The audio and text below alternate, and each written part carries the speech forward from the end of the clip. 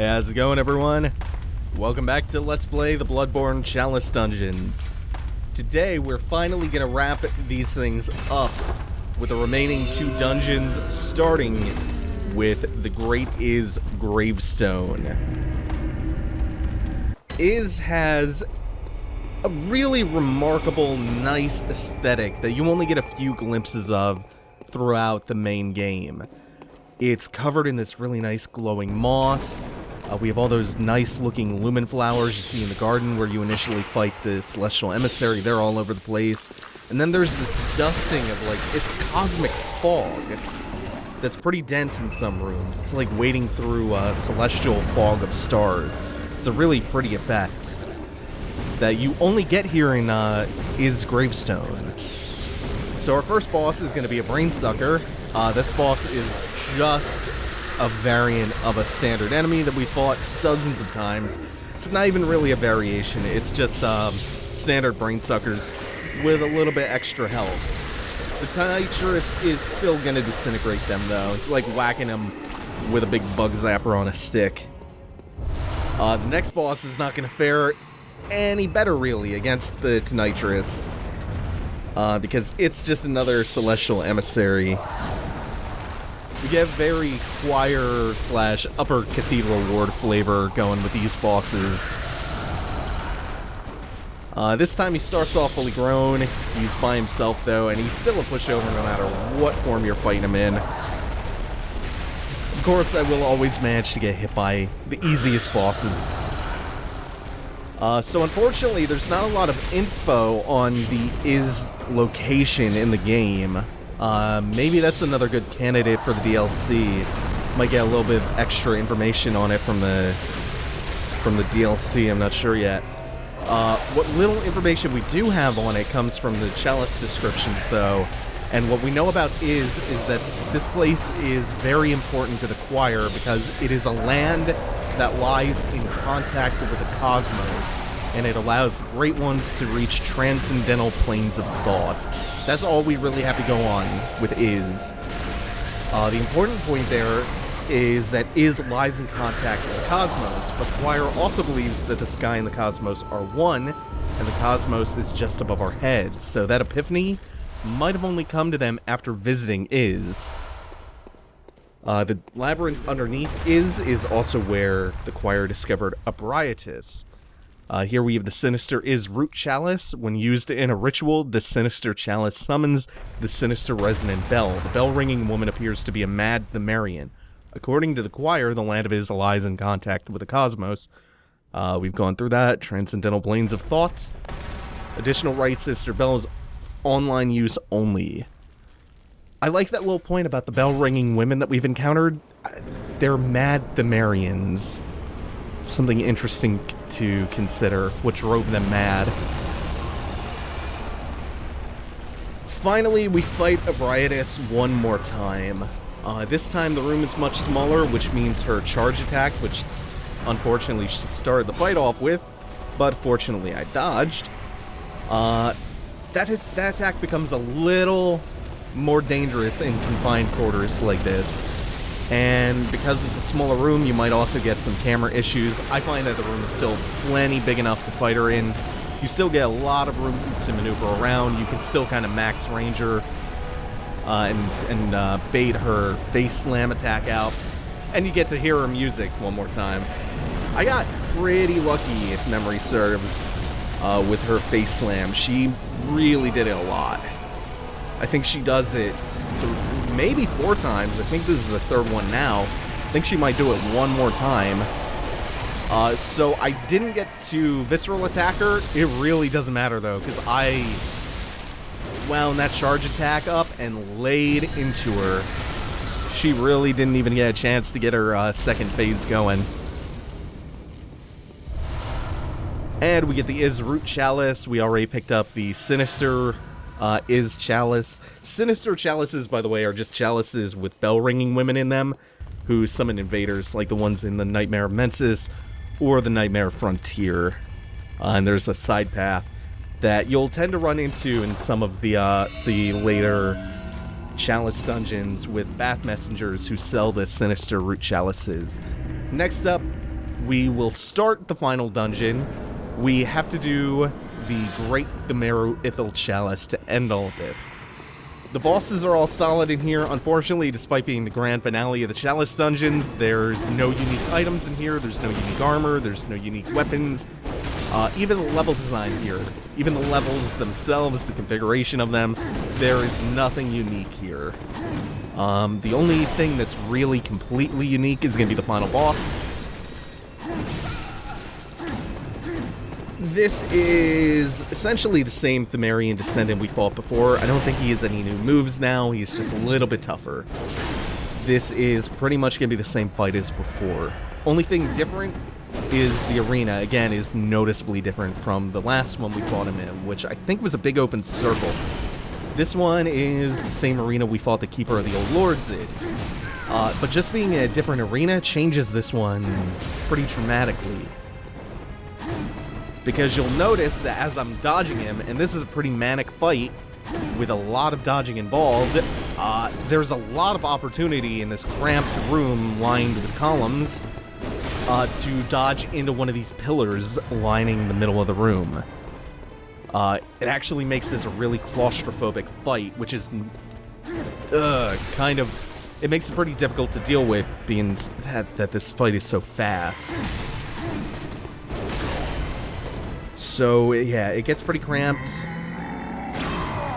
If you have him in a better spot than that, while he's doing his transformation phase, while he's transitioning into phase 2, you can get right behind him and land a backstab for a huge amount of damage. And if you're fast enough, you can actually prevent him from transforming his weapon and maybe chain a couple backstabs together as he tries to do it again. This phase, he just wrecks shop. He's got such quick, long combos. He's got a couple 6-hit combos. He can throw both blades now. He hits particularly hard. He's a pretty rough fight, and I don't have him down to a T just yet, as you can see here.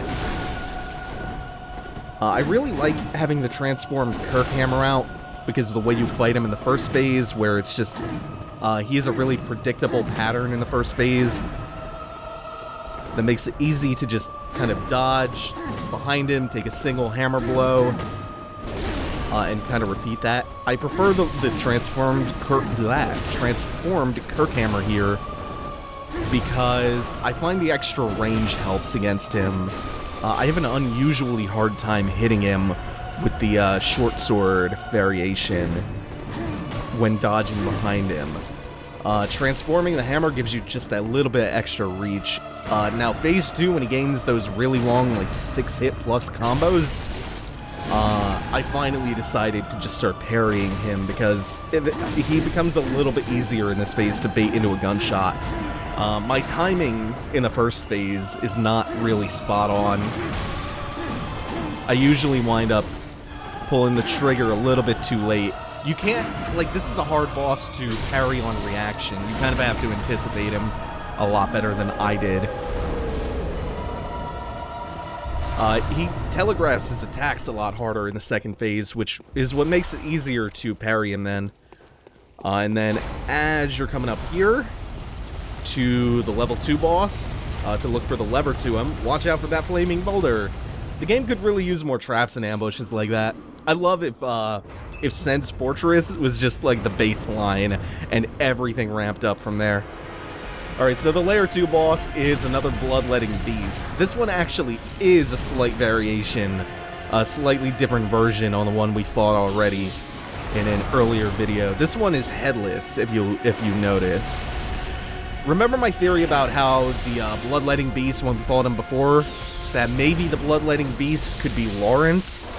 Well, a Headless Bloodletting beast fits with that a lot better, given that we know Lawrence's disembodied head is in the shrine behind Amelia. It's the one you touch to trigger that cutscene between him and Willem.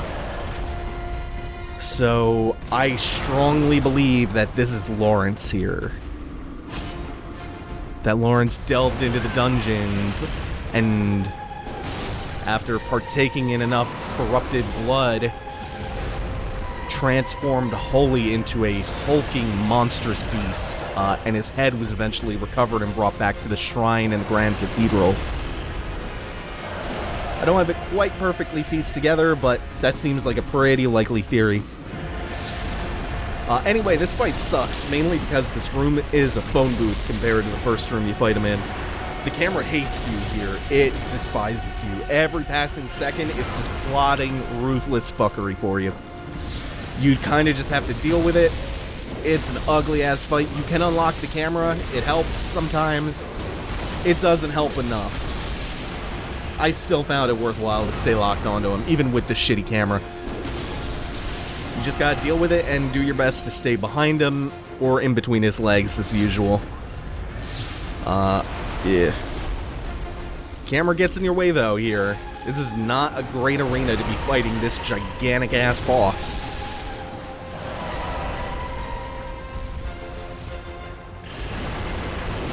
His phase 2, which is going to start up in just a second, you got a really good look at his disembodied, or I guess his decapitated body with no head on it, just this wound above his neckline.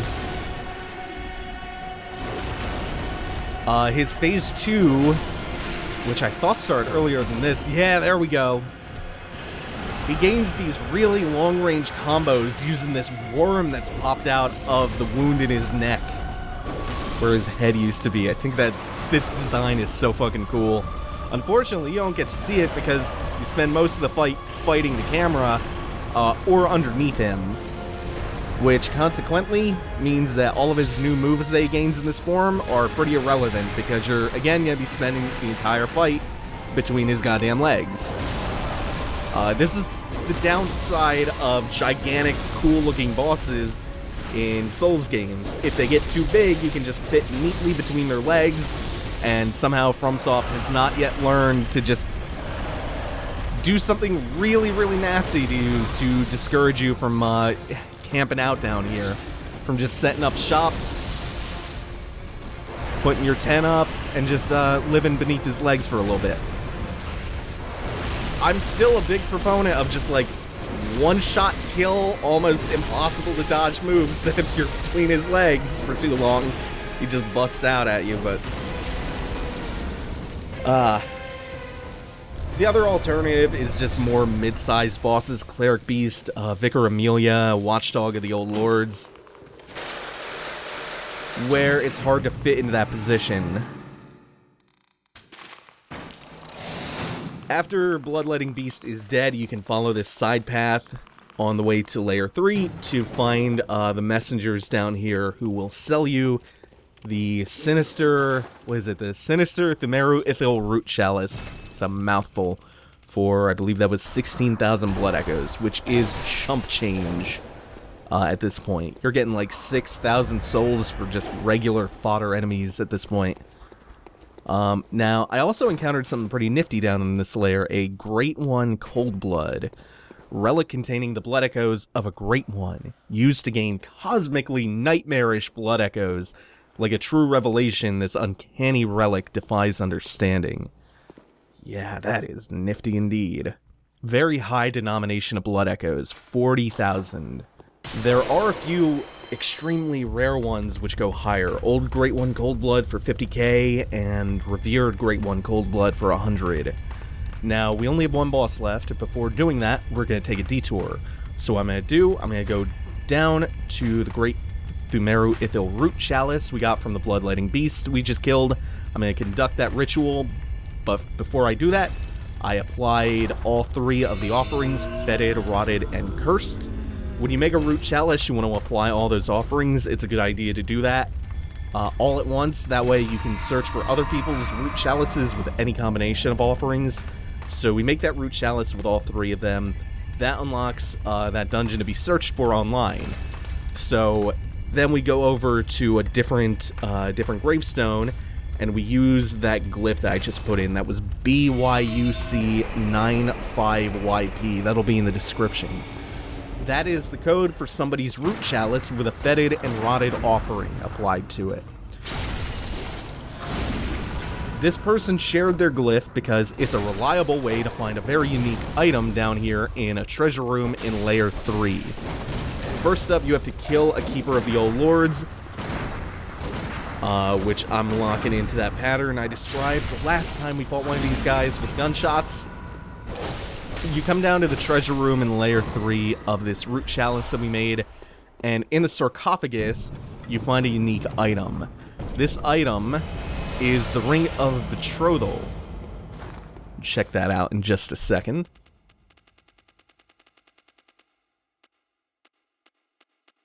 It is in your Key Items tab, and when you inspect it, it says the inhuman beings known as the Great Ones imbued this Ring of Betrothal with some special meaning.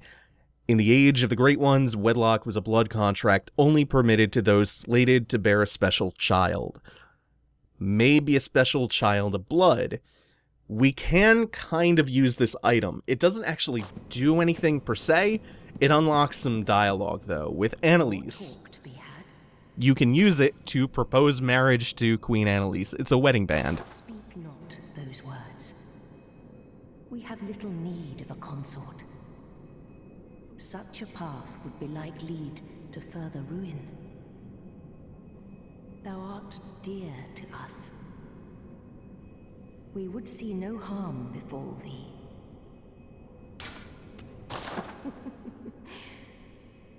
Ah, still thy honeyed tongue. The thought alone sufficeth. Thy worth is too great. Now, speak no more on the matter. Honestly. Honestly. We await thy for the honor. So you can propose marriage to her, but can't actually marry her.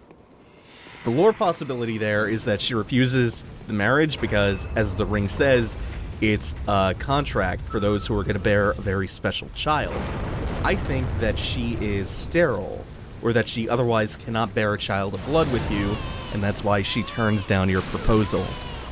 Now with that out of the way, we've just got one more thing to do on the road to 100%ing the game. The final Chalice dungeon boss is Yharnam, the Pthumerian Queen, the mother of Murgo, who we saw outside of the wet nurse's boss room. Her hands were bound in cuffs, they still are. Her womb is bloody.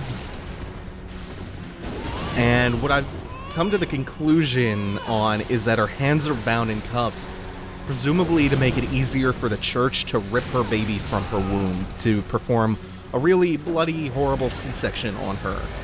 An unwilling one. Her baby Murgo, the same nightmare newborn we killed while in the process of beating the wet nurse. Yeah, that's the baby in question here. Now, once we get her down a little bit, she will just break free of those cuffs. This is a fight that is not terribly difficult. It's not terribly hard. I think the fight's very interesting anyway, though. She's not exactly a pushover, it's just maybe they could have cranked it up a little bit higher for this one. So the first phase, it's just in and out, hit and run. If you stand still in front of her too long, if you get too greedy, she'll root you in place and stun you, and then AoE you, and that's not a good look. Even here in the second and third phase, that can still happen. You get a little bit more leeway to attack her a couple times in a row before backing off, but you can... Ooh, this attack. That, when you see the ground start glowing around you, that is her about to do a command grab on you if you don't interrupt her. I love that the baby crying intermittently is apparently part of her theme. She isn't let go of the fact that her baby was stolen from her by the church and that we murdered it. This is probably the deepest recess of the Pthumerian Labyrinth where the church originally found their holy medium, which was Queen Yharnam, their holy medium, yeah. Oh, and if you get too greedy, she'll just stun you, lock you in place, and go nuts on you. This bloody sword attack is so fucking cool. So, she'll keep disappearing and teleporting in this phase, and when she reappears, she'll have 2 clones around the room. This first part, it's hard to tell just visually which one's the real Queen Yharnam. It doesn't matter too much. You can dispatch the clones with just one quick hit or a gunshot, as I'm going to start doing.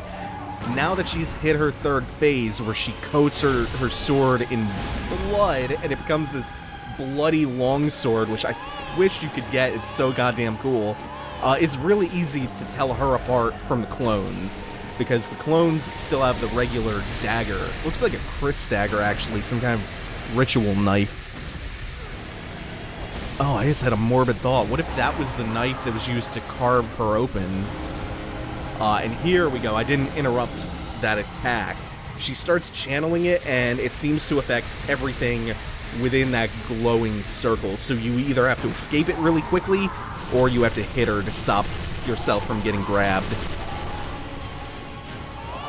I really like just having a pistol around to just shoot at the clones to dispel them. They can hurt you. They fire off their little bloody dagger projectiles. And they can become a nuisance. They're not all that dangerous. They can be dispatched pretty quickly. Yharnam's the real threat here. And even she's not that bad. She can be parried pretty easily in this phase.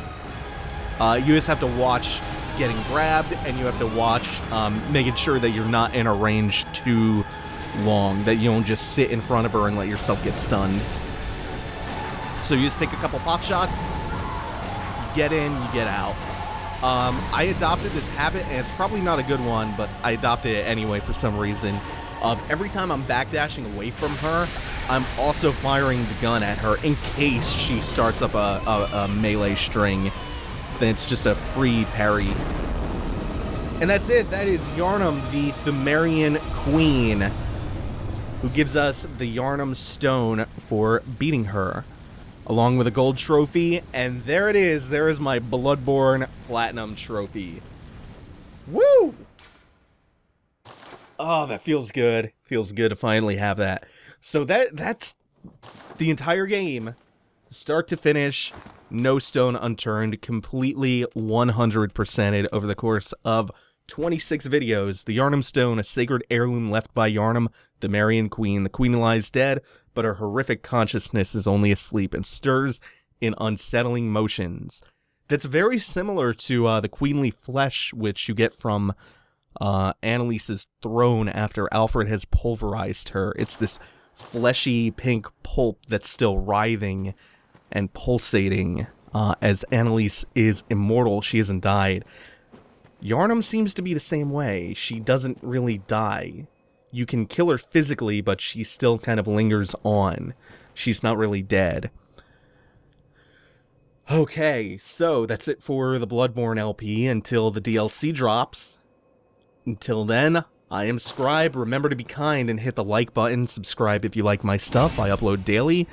Please share the video, favorite, leave a comment. I love reading the comments.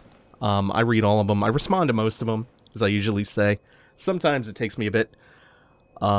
Check the description if you want a link to my Twitter. Follow me on there.